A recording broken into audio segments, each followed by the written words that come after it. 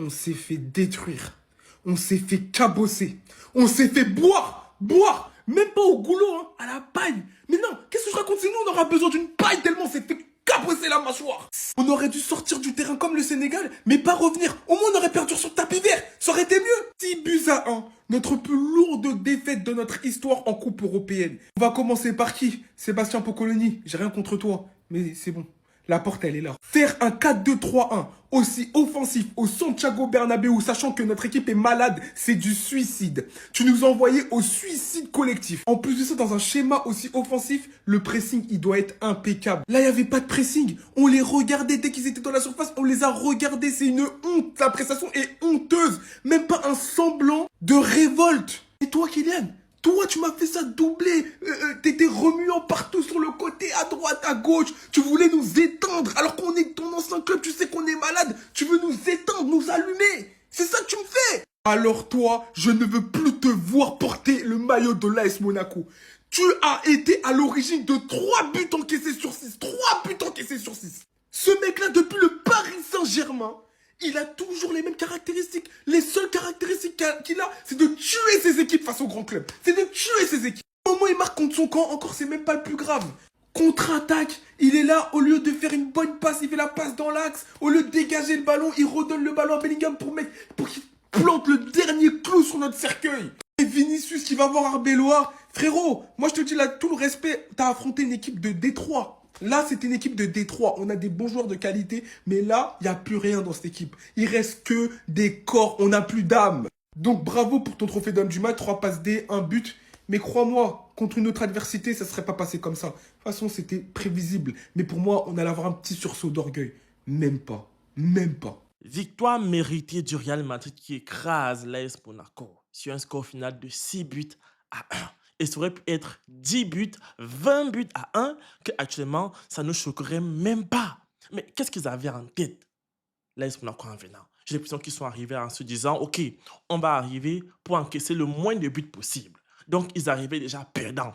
Parce que tu ne peux pas arriver face à une équipe du Real Madrid qui veut revenir, qui veut briller de nouveau. Avec un Kylian Mbappé en feu, Vinicius Junior, on ne sait pas ce qu'il a mangé, mais c'était un alien au stade. Et puis vous vous amusez, vous faites les pattes de canard que j'ai vues au stade. Mais c'est incompréhensible. Vous savez que sur les individualités, tactiquement parlant, vous êtes perdant. Au moins là, misez sur un collectif qui était inexistant. Miser sur les passes en une touche, on n'a pas du tout vu. Quelqu'un prend le ballon, il fait 3 jours avec le ballon au pied pour se retourner. Les gars, misez sur la précision au toucher de balle, la précision dans les passes. Est-ce que c'est si difficile que ça? À ce niveau-là, vous êtes à l'AS Monaco, vous jouez en Ligue 1, vous jouez en Champions League.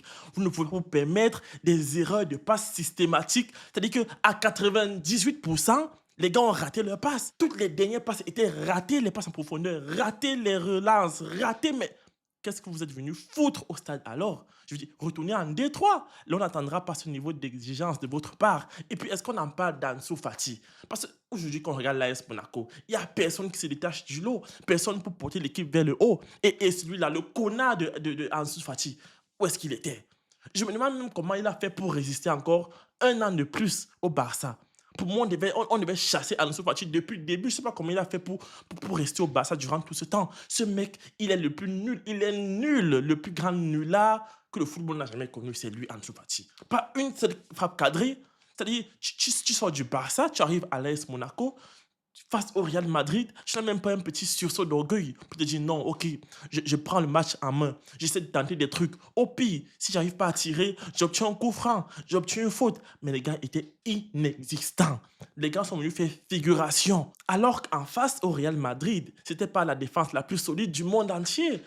Quand même, on est d'accord que l'association de Hussein et Asensio, c'est pas de duo gagnant dans la défense du Real Madrid. Et puis sur les côtés, on a Valverde, on a Camavinga.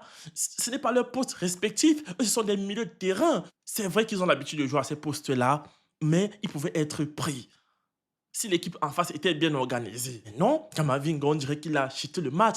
Mais attendez, match XXL de Eduardo Camavinga. Je lui donne une note de 10 sur 10 parce que défensivement, le gars, il a géré son côté. Aucun ballon n'est passé par son côté. Et puis offensivement, quand le gars monte à milieu de terrain sur son poste de prédilection, Ça, c'est le miel, hein, sans sucre. Vous m'avez vu cette roulette talonnade. C'était quoi cette passe, Kamavinga? Pardon, il faut donner un nom. Donne le nom de ce que tu voulais faire. Parce qu'on a été, waouh! J'ai pas des mots par rapport à cette passe qu'il donne à Ada Güler, qui sur une passe venue du ciel, met en profondeur pour Vinicius Junior. Maman, j'ai mis les mains sur la tête. C'est l'extérieur du pied que tu veux voir. Feinte, jeu de corps. Le gardien s'est couché au sol comme du n'importe quoi. Finition en pied fermé. Mbappé, deuxième but. Ouais.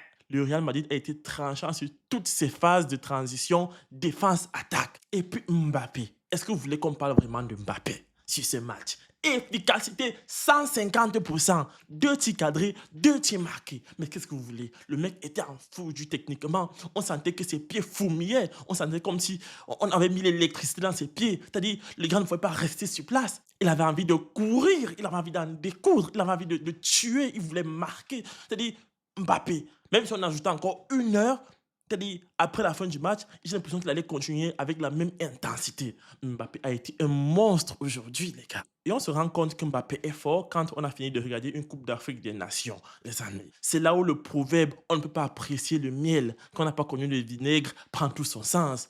Loin de vouloir dénigrer la Coupe d'Afrique des Nations, mais les gars, Mbappé, il est à un autre niveau par rapport à ce qu'on voit à la CAN. Mbappé, l'enfant est bon. Et puis Vinicius Junior. Vinicius Junior a été monstrueux collectivement. J'ai même plus l'impression que collectivement, il apporte plus au Real qu'individuellement. Le mec, il est impliqué sur presque tous les buts du Real Madrid. Et vu qu'en face, Monaco, ils sont désorganisés, mais comme du n'importe quoi, attaque et défense, ben il a profité pour mettre son but aussi, lorsqu'on sait que depuis le début de la Champions League, il n'a jamais marqué. Et le gars vous a mis un but, mais travaillé. Un but, il est parti tout seul avec le ballon. Il a éliminé 1, 2, 3 défenseurs avant de mettre une frappe dans la lucarne. Le gardien ne pouvait rien faire. Ada Güler, voilà un autre petit démon là-bas. Là. Fort les problèmes, tous les duels remportés au milieu du terrain. Mastantuono, un nouveau qui revient dans les rangs du Real Madrid. Après avoir été écarté sous l'aile Xabi Alonso durant plusieurs matchs, il revient, il joue le match de sa vie et il claque un but. Il aurait pu mettre 2 et 3 dans la suite. Jude Bellingham, voilà le joueur de l'ombre. Sans ballon, c'est le joueur du Real Madrid qui apporte le plus dans ses positionnements, dans sa combativité, dans son agressivité. Mais ceux qui ne regardent pas le football ne peuvent pas le voir. Et là, regardez-moi le but qu'il met. On dirait un numéro 9. Mais attendez, mais Ronaldo, le Brésilien, sort de ce corps. Après, dans la profondeur, on dribble le gardien, il se couche au sol comme un varan. Et puis, on met ça dedans. Et là, le smile revient. J'ai également aimé la complicité entre les joueurs du Real Madrid. On nous a parlé de potentielles tensions entre Bellingham, Mbappé, Vinicius. Mais là, on a vu que les gars rigolaient. Les gars se sont fait des câlins, les gars se sont fait des bisous pour montrer qu'en fait, tout va bien dans ce vestiaire du Real Madrid. Apparemment, Arbeloa a apporté quelque chose de nouveau. Il a apporté une nouvelle flamme dans ce Real Madrid. Et moi, j'espère qu'ils seront au niveau. Parce que quand le Barça va les arrêter, faudrait qu'ils répondent comme des hommes. On est mieux quand en face, il y a l'homme. On est mieux quand en face, il y a de la technique, il y a de la tactique, il y a du bon jeu. Non, mais franchement, Monaco, vous avez été des bras cassés sur ce match-là. Relance, raté, dernière passe, raté, pas de combativité, pas d'agressivité, le positionnement nul, les transitions nulles. Pour finir, l'autre a marqué dans son camp. J'espère que vous allez faire mieux la prochaine fois, hein. Mais c'est vraiment n'importe quoi ce que vous avez proposé aujourd'hui en termes de football. On aurait dit le Bénin ou le Gabon. Bref, les amis, dites-moi ce que vous en pensez dans les commentaires. Et on se dit à très vite pour une autre vidéo. Ciao!